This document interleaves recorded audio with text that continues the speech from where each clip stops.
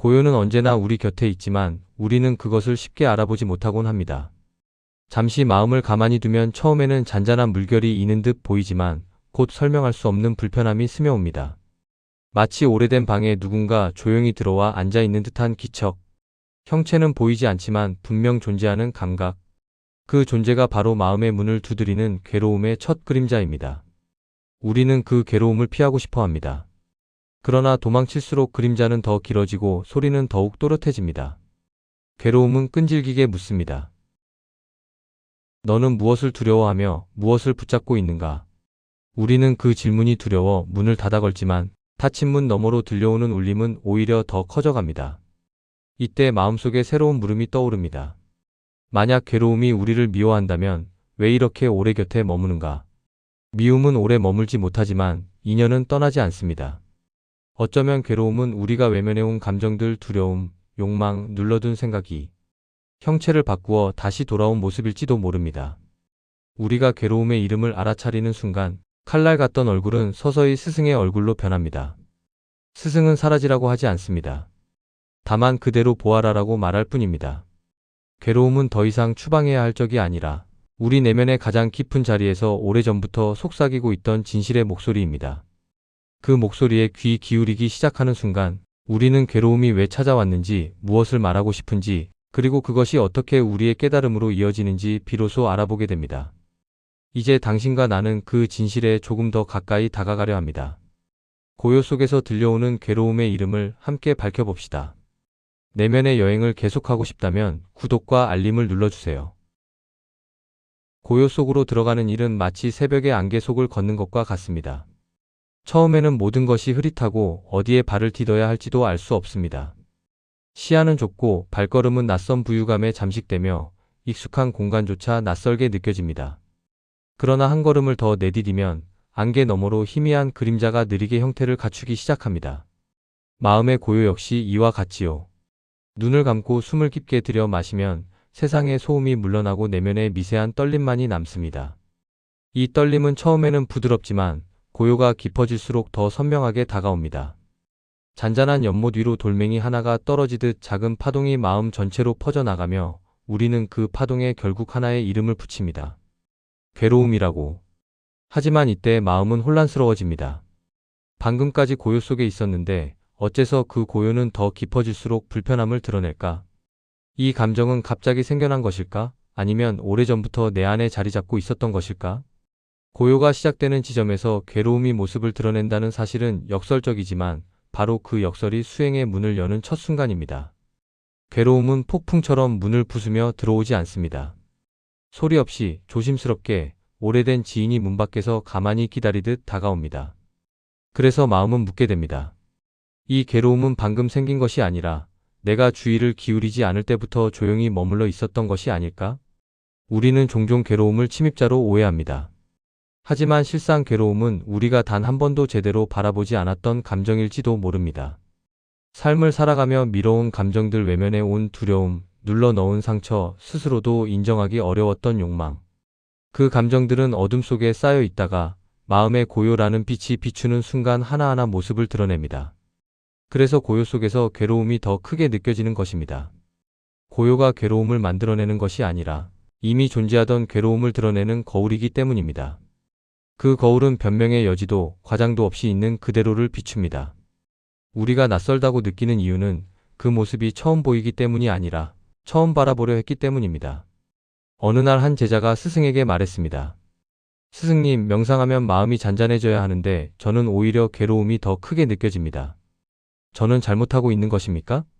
스승은 발치에 떨어진 나뭇잎을 들어 바람에 흩날리게 하며 조용히 말했습니다. 바람이 있어야 잎이 흔들리듯 흔들림을 본다는 것은 바람을 알아차렸다는 뜻이다. 괴로움이 보인다면 그대는 이미 마음의 깊은 곳에 도달한 것이다. 이 말은 수행의 본질을 일깨워줍니다. 괴로움이 출현하는 것은 실패의 증거가 아니라 진실에 가까워졌다는 표시입니다. 괴로움이 문을 두드릴 때 우리는 종종 도망치고 싶어 합니다. 그러나 생각해 보아야 합니다. 만약 괴로움이 나를 해치고자 한다면 왜 이렇게 조용히 다가올까?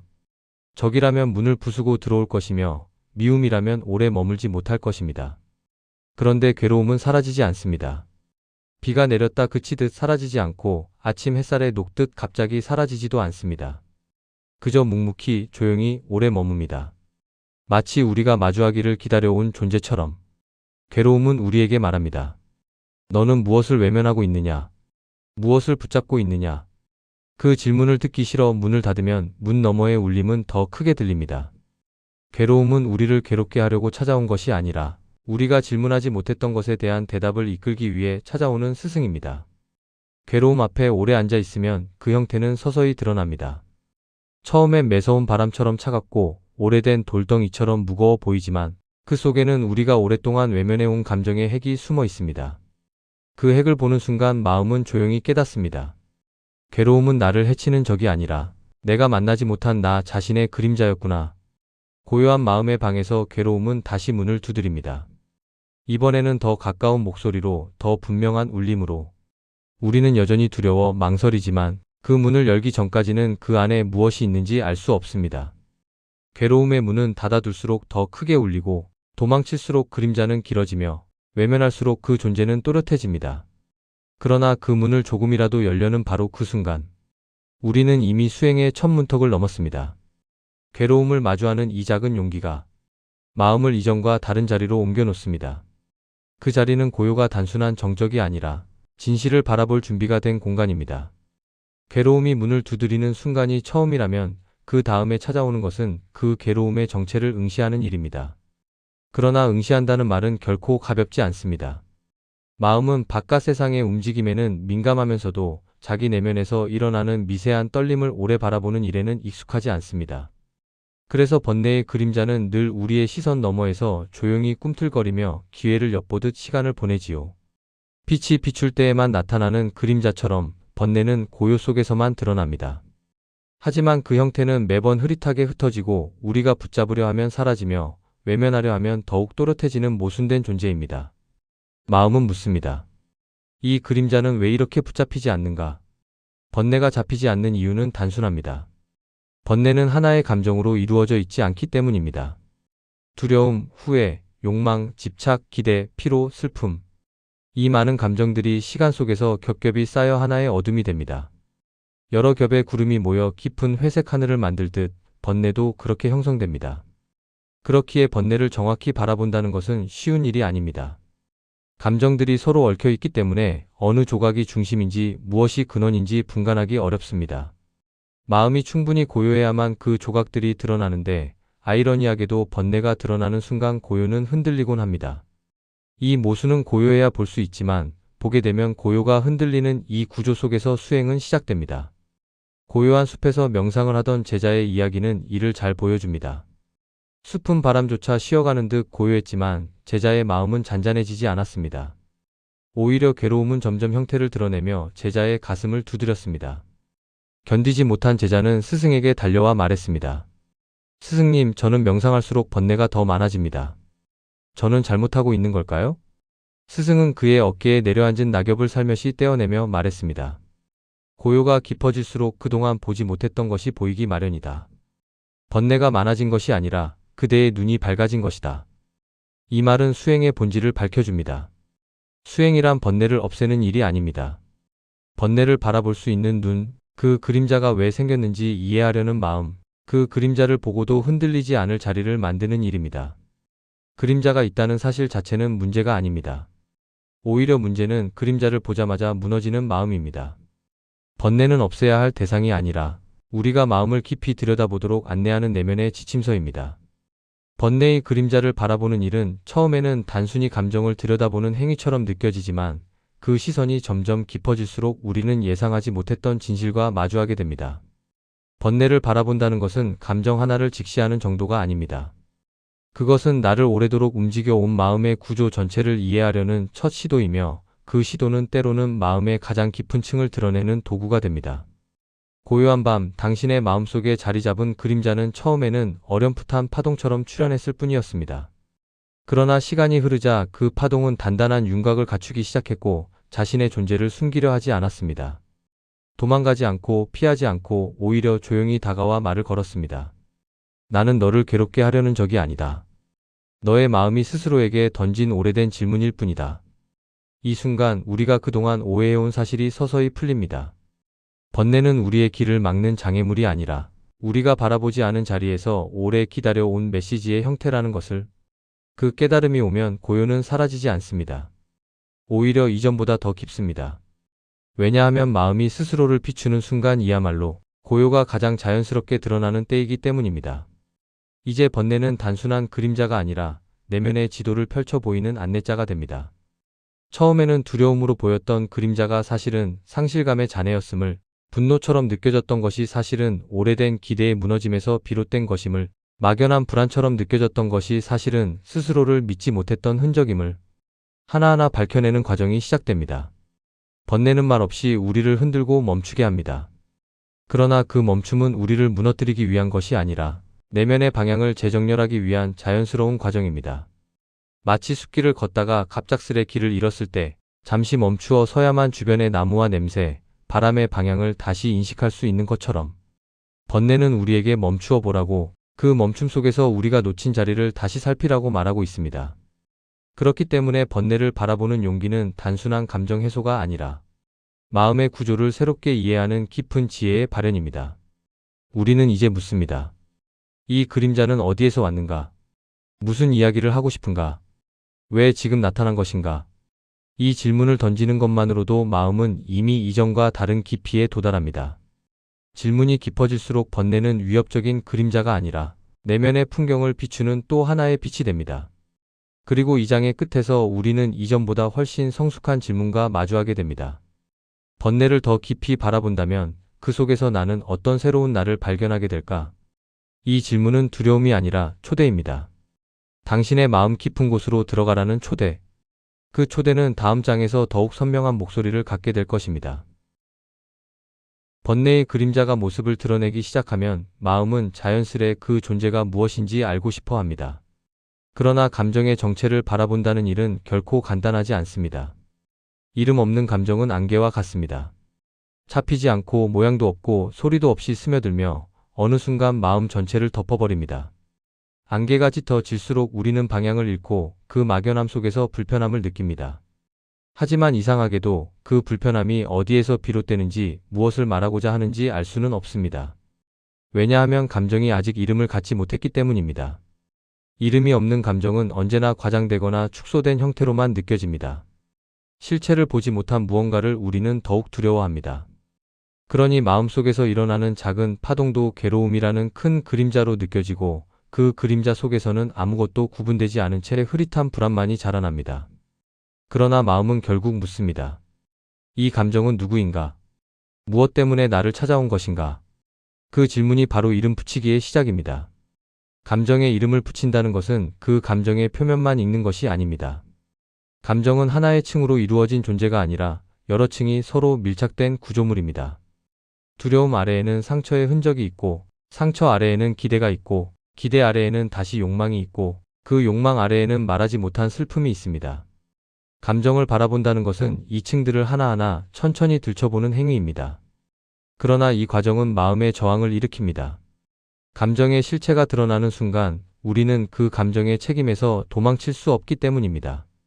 그래서 많은 사람들은 감정에 이름을 붙이기보다 그저 불편함이라는 거대한 포장지 속에 감정들을 던져 넣습니다.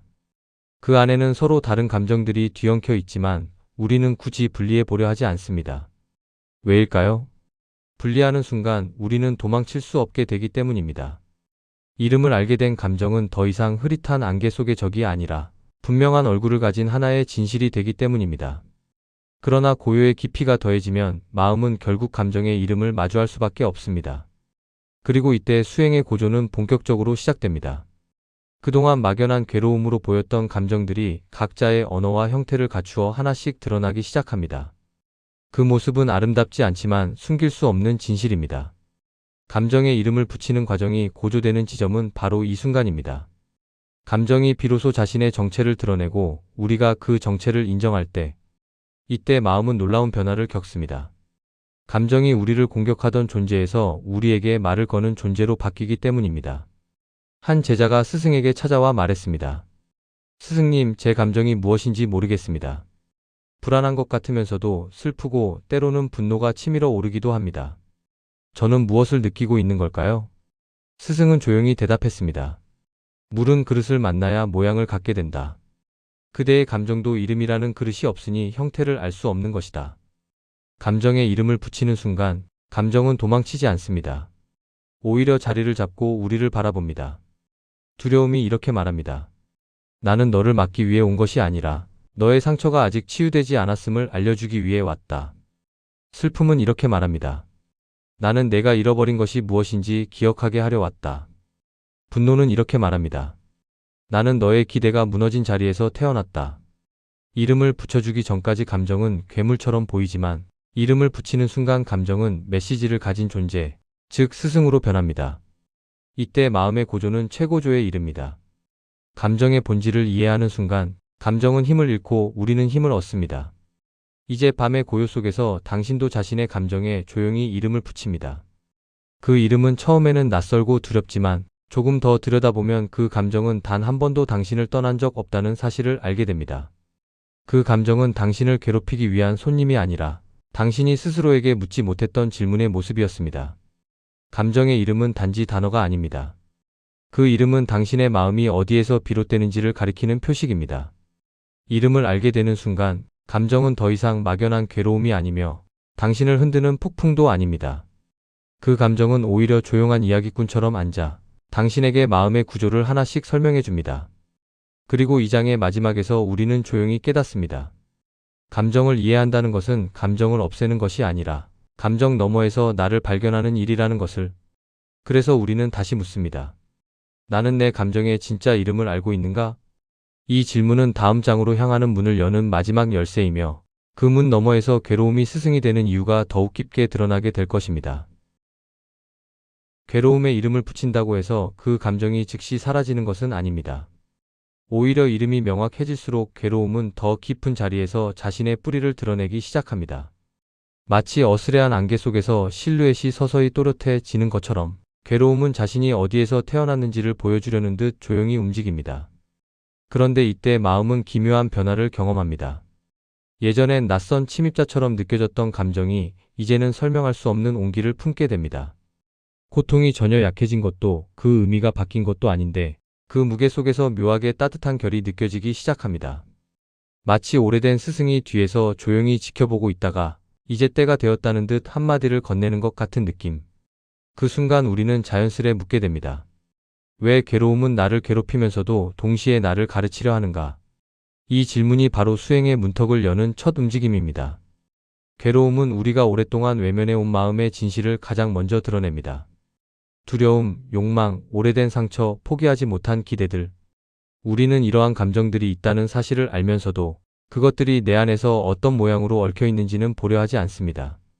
괴로움은 이러한 감정들의 표면을 얇게 걷어내고 그 아래 숨겨진 진실로 우리를 데려갑니다. 그래서 괴로움에는 단 하나의 가르침만이 있습니다. 너는 아직 무엇인가를 붙잡고 있다. 우리가 무엇을 붙잡고 있는지, 왜 그것을 놓지 못하는지, 그것이 정말로 필요한 것인지, 괴로움은 이 질문들 앞에 우리를 앉혀놓습니다. 그 순간 우리는 괴로움이 단순한 감정이 아니라 우리의 마음이 보내는 신호, 방향을 가리키는 표식임을 이해하게 됩니다. 표식은 언제나 말없이 그 자리를 가리키며 말합니다. 여기를 보라. 이 부분을 아직 내려놓지 못했다. 괴로움은 사라지라고 요구하지 않습니다. 그저 마주보라고 말할 뿐입니다. 어느 날 한 수행자가 스승에게 찾아와 말했습니다. 스승님, 괴로움이 올 때마다 저는 빨리 그것을 몰아내고 싶습니다. 하지만 몰아낼수록 더 강하게 돌아옵니다. 저는 어떻게 해야 합니까? 스승은 작은 미소를 띠며 조용히 답했습니다. 괴로움을 몰아내려 하는 순간 그대는 이미 괴로움의 제자가 아니라 집착의 제자가 되는 것이다. 수행자는 이해하지 못한 듯 다시 물었습니다. 그렇다면 괴로움이 사라지려면 어떻게 해야 합니까? 스승은 아주 부드러운 목소리로 말했습니다. 괴로움이 사라지는 것이 목적이 아니다. 괴로움으로부터 배우는 것이 목적이다. 이 가르침은 단순한 위로가 아닙니다. 괴로움의 본질을 꿰뚫는 말입니다. 괴로움은 우리를 괴롭히려고 존재하는 것이 아니라 우리의 마음 깊숙한 자리로 데려가기 위해 존재합니다. 기쁨은 마음의 넓이를 확장시키지만 괴로움은 마음의 바닥을 드러냅니다. 확장만으로는 보이지 않는 진실이 있고 깊어짐을 통해서만 드러나는 통찰이 있습니다. 연못의 바닥이 물결이 잦아들어야 보이듯 괴로움은 마음의 파동을 가라앉힌 후에야 우리가 평소 보지 못했던 장소를 보여줍니다. 그 바닥은 우리가 견딜 수 없다고 믿었던 상처의 중심일 수도 있고 평생 놓지 못했던 욕망의 뿌리일 수도 있으며 혹은 우리가 두려워했던 무력감의 정체일 수도 있습니다. 그러나 그 바닥을 보게 되는 순간 마음은 이상하게도 한결 가벼워집니다. 우리가 두려웠던 이유는 바닥을 몰랐기 때문이지 바닥 자체가 위험해서가 아니었습니다. 괴로움은 바로 이 사실을 알려주기 위해 찾아옵니다. 괴로움이 스승이라는 말은 그 감정이 결코 우리를 해치기 위해 찾아온 것이 아니라 우리를 깨어있게 하기 위해 온 것이라는 의미입니다. 우리가 잠들어 있을 때 괴로움은 깨우는 종소리가 되고 흔들릴 때 멈추라는 신호가 되며 길을 잃을 때는 길가에 켜진 등불이 됩니다. 기쁨과 편안함만으로는 우리의 마음이 품고 있는 진실을 찾아낼 수 없습니다. 편안함은 항상 이렇게 말하기 때문입니다. 지금 괜찮아. 아무 문제 없어. 하지만 괴로움은 이렇게 말합니다. 여기 이곳을 보아라. 아직 다루지 않은 감정이 남아있다. 그 말은 아프지만 그 아픔 속에서 마음은 자랍니다. 우리는 조금씩 깊어지고 조금씩 단단해지고 조금씩 더 스스로를 이해하게 됩니다. 고요한 자리에서 당신은 이제 괴로움의 얼굴을 다시 바라봅니다. 그 얼굴은 여전히 어둡고 묵직한 그림자일 수 있습니다. 그러나 그 그림자 속엔 분명한 지침이 담겨 있습니다. 괴로움은 말합니다. 너는 이 자리에서 더 깊어질 수 있다.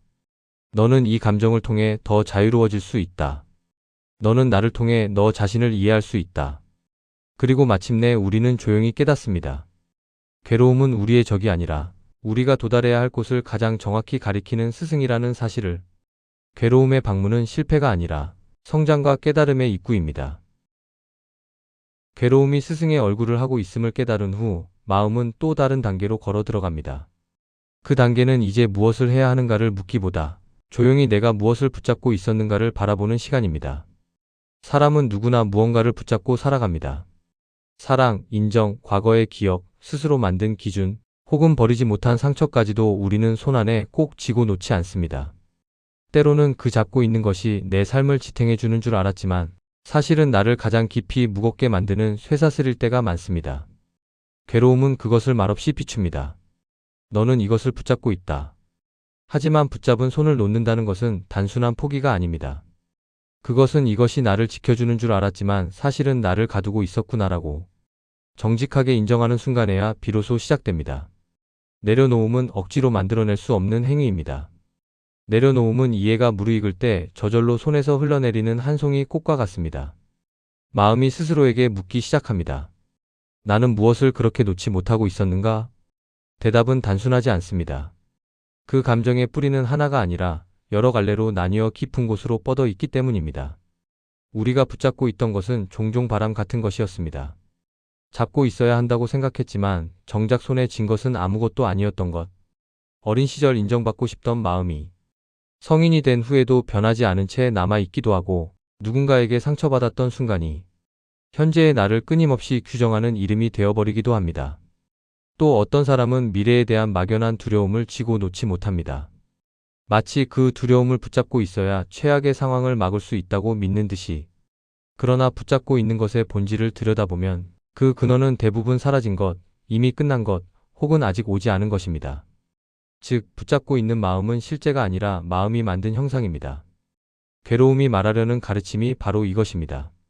실체 없는 것을 붙잡고 있기에 너는 괴로운 것이다. 한 수행자가 스승에게 찾아와 말했습니다. 스승님, 저는 내려놓고 싶습니다. 마음속 무거운 것들을 모두 버리고 싶습니다. 그런데 아무리 노력해도 내려놓아지지가 않습니다. 저는 무엇을 잘못하고 있는 것입니까? 스승은 조용히 그의 말을 듣고는 작은 돌멩이를 집어들었습니다. 그리고 수행자의 손바닥 위에 돌을 올려놓았습니다. 이 돌을 떨어뜨리려면 어떻게 해야 하겠느냐? 수행자는 즉시 답했습니다. 손을 펴면 됩니다. 스승은 미소 지으며 말했습니다. 그렇다. 하지만 사람들은 손을 펴기 전에 먼저 스스로를 탓한다. 왜 나는 돌을 떨어뜨리지 못할까라고 말이지. 사실 필요한 것은 노력이나 고통이 아니라 손을 펴도 괜찮다는 이해다. 그리고 스승은 마지막으로 이렇게 덧붙였습니다. 내려놓음은 행동이 아니다. 내려놓음은 깨달음이 일어날 때 자연스럽게 따라오는 결과이다. 수행자는 그제야 알아들었습니다. 내려놓지 못하는 것은 의지의 문제가 아니라 내가 무엇을 붙잡고 있는지를 아직 명확히 보지 못했기 때문이라는 사실을. 마음의 눈이 흐릿한 채로는 손을 펼 수 없습니다. 그러나 마음의 눈이 밝아지면 손은 저절로 느슨해지고 그때야 비로소 무거운 것이 떨어져 나갑니다. 고요한 밤, 당신은 내면 깊은 곳에서 오래 붙잡고 있던 한 감정을 바라봅니다. 그 감정은 흉터처럼 단단했고 때로는 분노였으며 때로는 두려움의 형태를 하고 있었습니다. 그 감정은 오랫동안 당신을 붙잡고 있었지만 사실은 당신이 그 감정을 붙잡고 있었음을 서서히 이해합니다. 그 순간 마음은 처음으로 미세하게 풀어집니다. 완전히 내려놓은 것은 아닙니다. 하지만 소나기의 힘이 조금 느슨해졌다는 것, 그 사실만으로도 마음에는 전해지는 변화가 있습니다. 괴로움은 다시 조용히 말합니다. 나는 너를 괴롭히기 위해 온 것이 아니다. 너의 손이 아직 놓지 못한 자리를 보여주기 위해 왔다. 그리고 마음은 더 이상 괴로움을 미워하지 않습니다. 그 감정이 무엇을 말하려 했는지, 왜 이 순간에 찾아왔는지 이해하기 시작합니다. 내려놓음은 곧바로 자유를 주지 않습니다. 그러나 자유의 방향을 가리키는 첫 표식이 됩니다. 이 장의 끝에서 우리는 고요히 깨닫습니다. 내가 붙잡고 있었던 것을 이해하는 순간 이미 내려놓음의 절반은 이루어져 있었다는 것을. 그리고 마음은 이제 6장으로 향할 준비를 갖추기 시작합니다. 그곳에서 우리는 진정한 자유가 어떤 얼굴을 하고 있는지 마주하게 될 것입니다. 무언가를 내려놓고 나면 마음에는 이상한 빈자리가 생깁니다. 그 빈자리는 처음에는 허전함으로 다가오고 때로는 이렇게 비어 있어도 괜찮을까? 라는 두려움을 불러일으킵니다.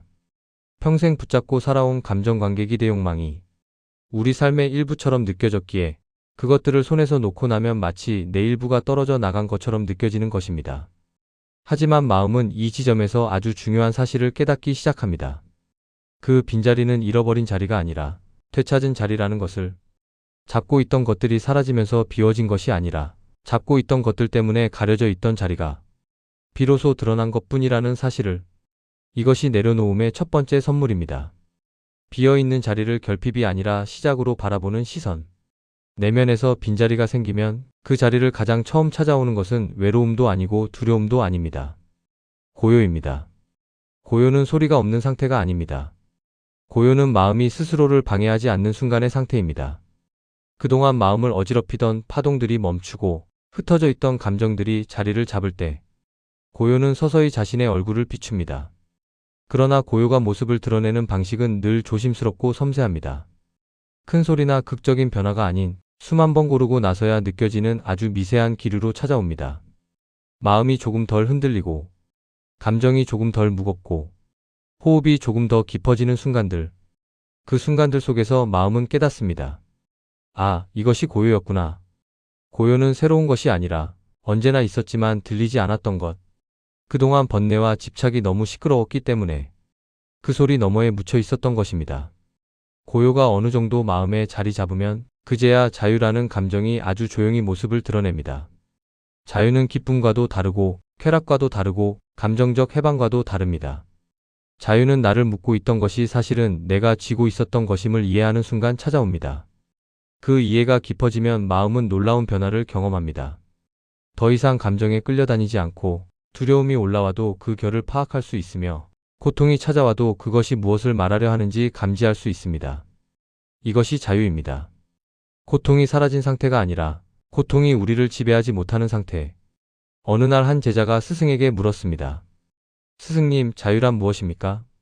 스승은 물컵에 고요히 가라앉은 물을 보여주며 말했습니다. 흔들림이 없다는 뜻이 아니다. 흔들려도 맑음을 잃지 않는 것이 자유다. 자유는 흔들림이 사라진 상태가 아니었습니다. 자유는 흔들림 속에서도 중심을 잃지 않는 힘이었습니다. 마음은 이 깨달음에 이르렀을 때 비로소 수행의 깊은 고조를 맞습니다. 그제야 괴로움이 왜 스승이 되어야 했는지, 번뇌가 왜 그림자였는지, 내려놓음이 왜 필요했는지 이해할 수 있게 됩니다. 이제 마음은 길게 호흡을 내쉽니다. 스스로도 모르게 형성되었던 마음속 매듭들이 조용히 풀어지고 있음을 느낍니다. 괴로움은 사라진 것이 아닙니다. 하지만 이제 그것은 더 이상적이 아닙니다. 괴로움은 길을 가리키는 표식이자 잠든 마음을 깨우는 종소리이자 무거운 그림자 속의 숨은 스승이었습니다. 번뇌는 여전히 자리할 수 있습니다. 하지만 그것은 두려움의 이유가 되지 않습니다. 번뇌는 더 이상 흩어져 있지 않고 하나의 메시지로 정리되어 들립니다.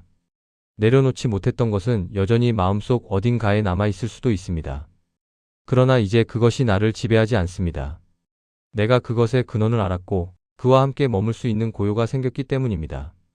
그리고 마침내 마음은 조용히 깨닫습니다. 고요는 밖에서 오는 것이 아니라 내가 더 이상 나 자신을 붙잡지 않을 때 드러나는 것이었다. 이 깨달음이 스스로의 깊은 곳에서 울릴 때 마음은 처음으로 자유를 실감합니다. 그 자유는 떠오르는 감정이 없어서가 아니라 감정이 떠올라도 나를 흔들지 못하기 때문에 가능한 자유입니다. 이제 여정은 끝에 이르렀습니다. 하지만 이 끝은 폐쇄가 아니라 문이 열리는 순간입니다. 괴로움이 스승의 얼굴을 하고 있음을 이해한 사람은 더 이상 괴로움을 두려워하지 않습니다. 그 사람은 고요 속에서 자신과 더 깊이 만나며 자유를 길게 호흡하고 이제 다음 길을 걸어 나갈 준비가 되어 있습니다. 고요는 이제 당신 안에서 깨어 있습니다. 그리고 그 고요는 앞으로도 언제든 당신을 더 깊은 자리로 이끌어 줄 것입니다. 오랜 여정이 끝났습니다. 그러나 마음은 압니다. 이 끝은 결코 끝이 아니라 이제 막 시작되는 자리라는 것을. 괴로움이 문을 두드리던 처음 순간부터 당신은 스스로도 모르게 긴 길을 걸어왔습니다. 그 길 위에서 당신은 괴로움의 이름을 들었고 번뇌의 그림자를 바라보았으며 감정의 층을 하나하나 거슬러 오르고 마침내 내려놓음에서 자유가 피어나는 순간까지 경험했습니다. 그 모든 과정은 겉으로 보기에 조용했지만 마음 깊은 곳에서는 수백 겹의 파동이 일어나고 가라앉는 여정이었습니다. 하지만 지금 이 최종의 자리에서 마음은 더 이상 파동에 휩쓸리지 않습니다. 물결이 가라앉은 연못처럼 하늘을 비출 준비를 마친 듯 고요합니다. 여정 내내 마음은 끊임없이 묻고 되묻고 또 물었습니다. 이 괴로움은 왜 왔는가? 이 번뇌는 무엇을 말하는가? 나는 무엇을 붙잡고 있었는가? 나는 진정 무엇을 두려워하고 있는가? 그 질문들은 때로는 당신을 흔들었고 때로는 주저앉게 했으며 때로는 아무 대답 없는 침묵만 남기기도 했습니다. 그러나 지금에 와서야 이해합니다. 그 침묵이야말로 대답이었음을. 마음이 충분히 고요해져야만 들을 수 있는 대답이었습니다. 괴로움은 적이 아니었고 번뇌는 무너뜨리려 온 것이 아니었습니다. 그들은 모두 마음이 스스로에게 보내는 가르침의 형태였습니다. 고요는 밖에서 찾아오는 것이 아니었습니다. 학문에서 배운 지혜도 아니었고 다른 사람이 전해주는 평화도 아니었습니다. 고요는 원래부터 마음 안에 있었고 단지 번뇌의 그림자와 괴로움의 울림 때문에 한동안 들리지 않았을 뿐이었습니다. 이제 당신은 그 고요를 알아봅니다. 고요는 비어있는 것이 아니라 무수한 감정과 사유를 통과한 끝에 도달한 깊은 충만입니다. 그 고요 속에서 당신은 더 이상 괴로움을 미워하지 않습니다.